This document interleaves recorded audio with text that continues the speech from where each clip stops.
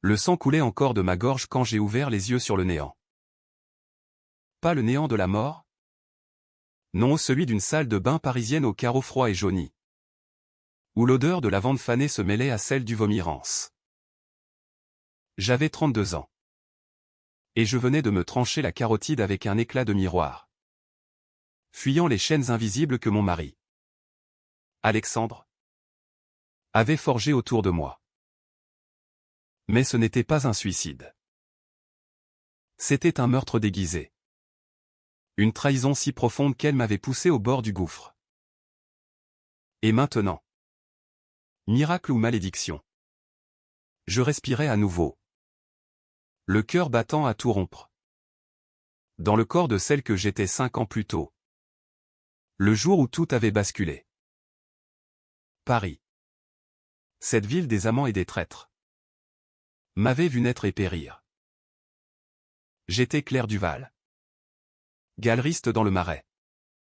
Une femme qui collectionnait les toiles tourmentées comme on accumule les regrets. Alexandre, mon époux depuis 10 ans, était le critique d'art le plus en vue de la capitale charismatique. Aux yeux bleus perçants, avec ce sourire qui désarmait les juges et les amants. Notre vie était un tableau idyllique, dîner au Fouquet's, vernissage au Louvre, et nos rires résonnant dans notre appartement haussmannien du 7e arrondissement. Mais sous la surface, c'était une fresque de mensonges. Il me volait mes idées, sabotait mes expositions pour briller seul. Et quand j'ai découvert ses infidélités avec ma meilleure amie, Sophie, bien sûr, il m'a accusé de paranoïa. Tu deviens folle, Claire. Les femmes comme toi finissent seules avec leurs fantômes. La lame avait été son idée. Indirectement. Lors de notre dernière dispute, il avait fracassé le miroir de la salle de bain, hurlant que je le rendais invisible. J'avais ramassé les éclats, les doigts tremblants, et dans un élan de désespoir, j'avais pressé l'un d'eux contre ma peau. Le sang avait giclé, chaud et libérateur. Et tandis que la vie s'écoulait, j'avais vu son visage non pas horrifié, mais calculateur. Il avait murmuré, c'est mieux ainsi. Puis, le noir. Et maintenant, ce retour impossible. Je touchais ma gorge intacte. Le miroir encore entier devant moi. La date sur mon téléphone, 15 juin 2020. 5 ans avant ma mort. J'avais une chance. Une vengeance. Les premiers jours furent un tourbillon de nausées et de fureur contenue. Je me promenais dans les rues de Paris comme un fantôme, évitant les regards, mémorisant chaque détail que j'avais oublié dans ma chute. Le café de Flore, où Sophie et Alexandre se rencontraient en secret, la galerie où il avait plagié mon concept d'exposition sur les impressionnistes maudits, l'appartement, avec ses murs tapissés de livres qu'il n'avait jamais lus. Je n'étais plus la Claire brisée. J'étais une tempête en gestation. Mais la trahison allait plus loin que l'adultère. Il y avait ce secret. Ce poison que j'avais avalé sans le savoir, Alexandre n'était pas seulement un voleur d'idées. Il était un escroc. Des années plus tôt, il avait falsifié des certificats d'authenticité pour des toiles volées, impliquant des collectionneurs russes et des mafias d'Europe de l'Est. J'avais géré la galerie sans le savoir, servant de façade innocente. Quand j'avais commencé à soupçonner, il m'avait drogué, me faisant passer pour instable. Ma folie était sa couverture. Je décidai de commencer par Sophie, ma soi-disant amie, conservatrice au musée d'Orsay, avec ses boucles rousses et son rire cristallin qui masquait un serpent. Nous devions nous voir pour un thé au Ritz, comme tous les mercredis. Mais cette fois, je ne viendrai pas les mains vides. J'avais fouillé l'appartement haut, Comme il était facile d'accéder aux dossiers qu'il cachait sous le parquet. Des emails codés. Des virements suspects vers des comptes offshore. Preuves irréfutables. Au Ritz, sous les lustres étincelants, je posai le dossier sur la table de marbre. Un sourire poli aux lèvres. Sophie, ma chère, j'ai une histoire à te raconter. À propos d'un homme qui vend des rêves volés. Ses yeux s'écarquillèrent. Le thé tremblant dans sa tasse. Claire? Qu'est-ce que c'est que ça? Tu délires encore? Non. Ma belle. C'est la vérité. Et si tu ne veux pas que le procureur la découvre en premier? Tu vas m'aider à le faire tomber. Elle balbutia. Rougit. Invoqua notre amitié. Mais je voyais la peur dans son regard, la même que la nuit où elle m'avait vu saigner. J'étais morte. Et pourtant vivante. La vengeance avait un goût de bergamote amère. Les semaines suivantes furent un jeu d'échecs mortel. Je contactai discrètement un ancien amant. Un avocat pénaliste nommé Laurent. Que j'avais repoussé par loyauté envers Alexandre. Il était toujours là. Dans son bureau du palais de justice. Avec son air de loup affamé. Claire? Tu as changé. Tes yeux. Ils brûlent. Brûlent pour la justice. Laurent. Ou pour quelque chose de plus sombre. Je lui remis une copie des documents. Omettant mon nom pour l'instant. Enquête anonyme. Un galeriste impliqué dans le trafic d'art. Commence par là. Il accepta. Intrigué. Promettant discrétion. Pendant ce temps, je maintenais la façade, sourire forcé au dîner. Baiser volé à Alexandre qui sentait le triomphe contenu. Il ne se doutait de rien. Comment l'aurait-il pu? Sa femme était censée être faible. Brisée.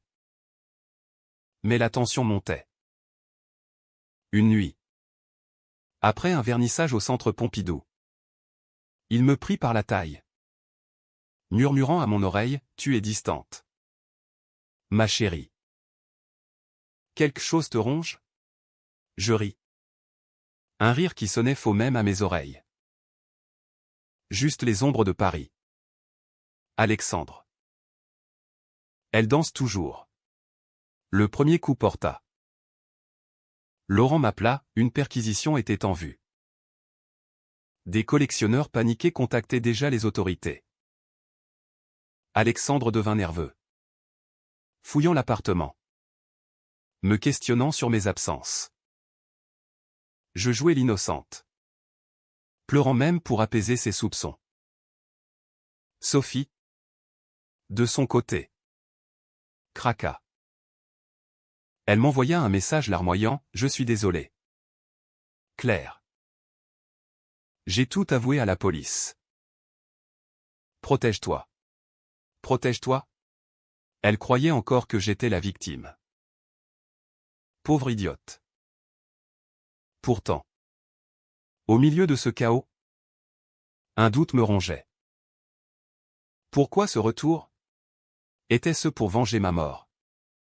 Ou pour corriger une erreur plus profonde? Dans mes souvenirs. Avant le sang, il y avait eu une dispute sur notre fils imaginaire, non. Nous n'avions pas d'enfant. Mais dans ma tête, des flashs, un garçon aux cicatrices. Harcelé. Et Alexandre riant. Était-ce un délire post-mortem? Ou un indice? Je décidai d'accélérer. Infiltrant ces emails via un logiciel basique que j'avais appris en ligne A. La technologie. Cette arme des damnés. Je découvris le cœur du complot, une toile volée à un musée juif pendant la guerre. Revendue à un oligarque russe. Le nom, la muse oubliée. Une œuvre de Modigliani falsifiée. Alexandre en était l'architecte. Et moi? J'avais signé les papiers. Innocente. La nuit du 15 juillet. Fête nationale. Paris explosait de feux d'artifice. Nous étions sur notre balcon. Champagne en main. Il leva sa flûte, à nous. Claire. Pour toujours. Je trinquais. Le cœur serré. Demain. La police frapperait. Mais avant. Je voulais le voir craquer. Alexandre. Et si tout n'était qu'un mensonge? Il pâlit légèrement. Qu'est-ce que tu insinues? Les ombres? Mon amour. Elle révèle tout. Les sirènes hurlèrent au petit matin. Comme un cœur de harpie vengeuse. Je feignis le sommeil dans notre lit king size. Tandis qu'Alexandre bondissait. Le visage déformé par la panique. Claire. Réveille-toi. La police. Je m'assis lentement. Frottant mes yeux. Un masque de stupeur parfait. Les agents en civil envahirent l'appartement. Badge luisant. Menottes prêtes. Monsieur Duval? Vous êtes en état d'arrestation pour trafic d'œuvres d'art et blanchiment d'argent. Il hurla. Se débattant comme un animal acculé. C'est une erreur. Claire? Dis-leur. Dis-leur que c'est toi qui gères tout. Les mots me frappèrent comme un coup de poignard, non pas de douleur, mais de triomphe glacé. Moi? La façade. J'avais toujours su.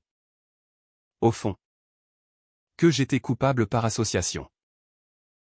Mais maintenant. Je voyais clair, il me jetterait au loup pour sauver sa peau. Je pleurais. Théâtral? Couvrant mon visage de mes mains.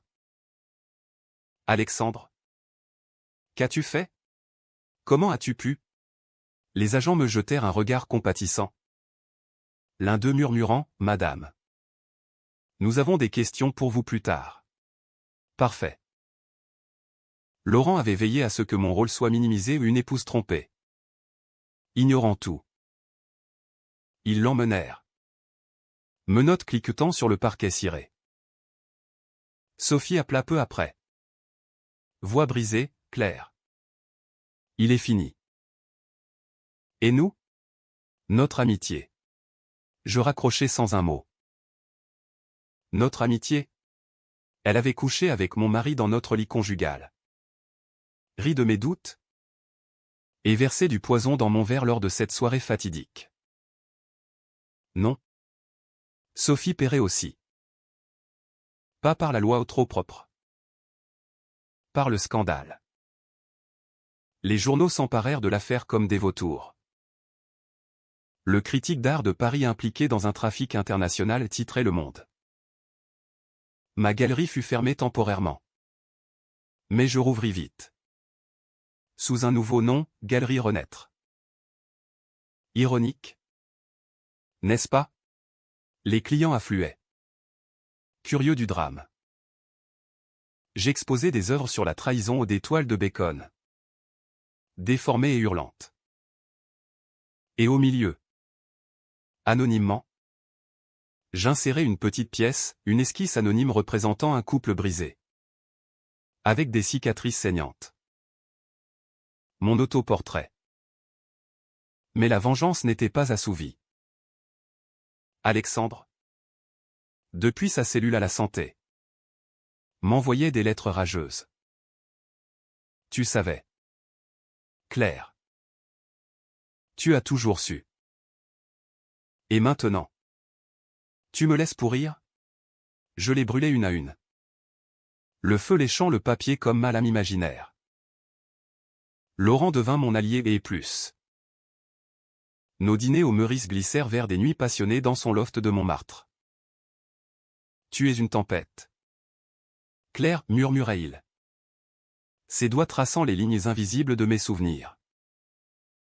Mais je gardais mes secrets. Lui raconter ma mort? Impossible. Il me prendrait pour folle. Puis vint le twist mineur, Sophie. J'orchestrai sa chute avec subtilité française, une rumeur lancée dans les cercles du Louvre. Via un compte anonyme sur les réseaux. La conservatrice de l'Orsay impliquée dans l'affaire Duval. Adultère et complicité? Les ragots se propageaient comme la brume sur la Seine. Elle fut suspendue. Son mari, un banquier guindé, la quitta en emportant leurs enfants. Je la croisai par hasard au jardin des Tuileries. Elle effondrait sur un banc. Mascara coulant. Claire. C'était toi. Je m'assis à ses côtés. Voix douce comme du velours empoisonné. Moi? Non. Sophie. Ce sont tes actes qui te rattrapent. Comme les miens. Autrefois. Elle sanglota, implorant pardon. Je lui tendis un mouchoir. Mais mes yeux étaient froids. Va. Et ne reviens pas dans mon Paris. Pourtant. Au cœur de cette euphorie vénéneuse. Les flashs revenaient. Ce garçon aux cicatrices, qui était-il? Dans mes rêves post-mortem. Je le voyais, un adolescent maigre. Dos courbé sous les moqueries. Des brûlures anciennes sur les bras. Monstre, criaient les enfants. Et Alexandre? Riant, les cicatrices font les hommes. Fiston. Fiston? Avions-nous un fils? Non. Dans cette vie? Nous étions sans enfant. Mais le doute s'insinuait, et si ma mort n'était pas la fin? Mais le début d'une révélation plus sombre? Je creusai. Fouillant les archives familiales d'Alexandre O. Comme il était prévisible? Laissant des boîtes dans le grenier familial à Versailles. Je trouvai des lettres jaunies. De sa première femme. Décédée en accident 10 ans avant notre mariage. Une photo, un garçon de 10 ans. Face brûlée par un incendie. Leur fils? Émile. Alexandre l'avait abandonné après l'accident. Le plaçant en foyer. Pourchassant sa carrière sans scrupule. Émile. Maintenant 17 ans. Vivait à la périphérie de Paris. Harcelé pour ses cicatrices. Et moi? J'avais été sa belle-mère fantôme. Ignorant tout. Le choc me plia en deux. Ma trahison à moi, j'avais fermé les yeux sur les ombres de cet homme. Ma mort n'était pas seulement sa faute, c'était la mienne. Pour avoir aimé aveuglément. La vengeance muta. Ce n'était plus seulement contre Alexandre. C'était pour Émile. Je le contactai via un profil anonyme sur un forum pour jeunes artistes. J'ai vu tes dessins. Ils saignent de vérité. Il répondit. Hésitant, qui êtes-vous? Une survivante. Nous nous rencontrâmes au Père-Lachaise. Parmi les tombes de Molière et Proust. Il était là. Capuche rabattue. Cicatrice visible sous la lumière tamisée. Mon père. Il m'a détruit. Je hochai la tête. Retenant mes larmes, pas de pitié. Pas encore. Il nous a tous détruits. Mais nous pouvons le reconstruire. À notre façon. Émile devint mon ombre. Mon fils par procuration. Un lien forgé dans le feu de la trahison commune. À 17 ans. Il portait le poids d'un passé que je n'avais pas su voir, l'incendie qui avait tué sa mère. Allumé par un câble défectueux dans leur maison de banlieue, où était ce plus? Ses dessins. Griffonnés sur des carnets usés. Dépeignaient des monstres masqués. Des pères au sourire carnassier. Il disait que c'était ma faute, murmura-t-il lors de notre première promenade le long de la Seine. Les lumières des bateaux-mouches dansant sur l'eau noire. Que mes pleurs l'avaient distrait. Je serrai sa main marquée. Sentant la chair rugueuse sous mes doigts. Les pères comme lui mentent pour survivre. Mais nous, Émile, nous survivrons pour les détruire. Il leva les yeux. Mélange de peur et d'espoir des yeux comme ceux d'Alexandre. Mais hantés. Ensemble, nous tramâmes. Pas une vengeance brute. Non, quelque chose de plus raffiné. À la française, un opéra de manipulation. Où chaque acte menait au crescendo fatal. Alexandre purgeait sa peine. Mais son influence persistait. De sa cellule. Il tirait des ficelles. Contactant des avocats véreux pour un appel. Je le laissais faire, nourrissant l'illusion. Pendant ce temps, j'aidais Émile, inscription à l'école des beaux-arts. Sous mon patronage discret. Ses cicatrices, elles devinrent son arme. Montre-les, lui dis-je lors d'une exposition test. Elle raconte ton histoire mieux que n'importe quel pinceau. Il exposa une série, cicatrices de père. Des toiles où des figures paternelles saignaient en abstraction tourmentée. Le scandale fut immédiat. Les critiques, ceux qui avaient adulé Alexandre, hurlèrent au plagiat. À la diffamation. Mais le public? Il pleura. Et les médias? Affamés. Titrèrent, le fils oublié du trafiquant d'art se venge par l'art. Sophie, exilée dans un studio minable de Belleville, tenta de se venger à son tour. Elle m'envoya une lettre anonyme, tu crois m'avoir brisé. Je sais pour le gamin. Et pour ta folie et point. Folie? Elle avait fouiné dans les dossiers médicaux qu'Alexandre avait falsifiés pour me discréditer. Je ris. Mais une sueur froide perla. Elle pouvait tout faire capoter. Je la confrontai dans un bar enfumé du quartier latin. Sous les regards indifférents des étudiants. Sophie. Chérie.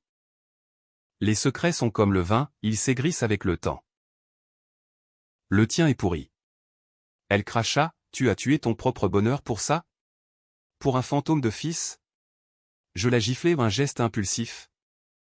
Controversé. Qui fit taire le bar? Non. Pour la vérité. Et la tienne arrive. Le lendemain. Je fis fuiter ses propres infidélités au pas avec Alexandre. Mais avec un collectionneur impliqué dans le trafic. Double trahison. Elle fut arrêtée pour complicité mineure. 1 an de prison ferme. Pauvre Sophie. Finissant comme une figurante dans son propre drame. Mais les décisions controversées s'accumulaient. Laurent. Maintenant mon amant officiel. Pressait, Claire. Arrête. Cette spirale te consumera. Nos nuits étaient intenses. Corps entrelacé dans des draps de soie. Mais ces mots me piquaient. Et si Émile n'est qu'un pion? Tu le manipules comme Alexandre t'a manipulé. Il avait raison. En partie. J'utilisais le garçon pour blesser son père expo. Interview où Émile lâchait des souvenirs fabriqués pour maximiser la douleur. Était-ce éthique? Non. C'était la guerre. Le point de non-retour vint lors d'une audience d'appel pour Alexandre. La salle du tribunal. Avec ses boiseries sombres et son odeur de cire. Puis la justice corrompue. Je témoignai. Jurant sur la Bible laïque de la République, il m'a menti. Volé. Brisé. Mais intérieurement, je jubilais. Émile était là. En témoin surprise. Ses cicatrices à nu sous les flashs des photographes. Père. Vous m'avez abandonné après l'incendie. Était-ce un accident? Ou? La question plana. Empoisonné. Alexandre blêmit. Hurlant, mensonge. Ce gosse est un menteur comme sa mère. Le juge suspendit l'audience. Dehors. La presse déchaînée, inceste familial et meurtre couvert? Non. Pas inceste pire, suspicion d'incendie criminel. Alexandre avait-il tué sa première femme pour l'assurance? Les preuves affluaient, un rapport d'enquête bâclé. Des virements suspects. Mon plan culminait. Pourtant. La nuit suivante. Un appel anonyme, la voix d'Alexandre. Rauque de haine. Claire? Je sais que c'est toi. Reviens-moi. Ou le gamin paie. Menace vide? Peut-être. Mais elle raviva mes fantômes. Dans le miroir intact. Cette fois. Je vis la cicatrice fantôme sur ma gorge. Étais-je vraiment revenu? Ou piégé dans un purgatoire éternel? Émile et moi intensifiâmes. Nous créâmes une installation, une chambre reconstituée de l'incendie. Avec des enregistrements audio d'Alexandre niant son fils. Exposé à la FIAC. Elle scandalisa. Critique, génie ou voyeurisme? Public, divisé. Protestant contre l'exploitation d'un traumatisme. Ma décision et exposer la douleur d'Émile sans son plein consentement total était controversée. Borderline éthique. Mais la vengeance exigeait du sang. Même symbolique. Laurent me quitta ce soir-là. Bagage en main. Tu es devenu comme lui. Claire. Un monstre masqué. Je ne le retins pas. Seul avec Émile. Je murmurai, prêt pour l'acte final. Il hocha la tête. Yeux brillants. Pour maman. Pour nous. Le crescendo approchait. Chargé d'une tension qui faisait vibrer Paris comme un violon désaccordé. Alexandre obtint une libération conditionnelle corruption ou chance et revint hanter la ville. Ombre squelettique dans les bistrots du Marais. Je le pistais via des contacts discrets, un détective privé. Payé en toile volée légalement acquise. Il squattait un hôtel miteux près de Bastille. Complotant sa revanche. Je vais la ruiner, l'entendis-je murmurer au téléphone. Voix éraillée par la prison. Elle est le bâtard. Le bâtard. Émile. La rage me submergea. Un feu liquide dans les veines. Nous préparâmes le piège, une fausse exposition privée dans ma galerie. Invitation anonyme promettant réconciliation et secret révélé. Alexandre mordit. Avide de contre-attaque. La nuit venue. La galerie était un théâtre d'ombre, spot tamisé sur des toiles de feu et de chair. Air chargé d'encens et de mensonges. Émile et moi attendions dans l'ombre. Masqués comme des fantômes de carnaval. Il entra. Cravate de travers. Yeux rougis par l'alcool. Claire? C'est toi. Sa voix tremblait. Mélange de désir et de haine. Je sortis des ténèbres. Robe noire moulante.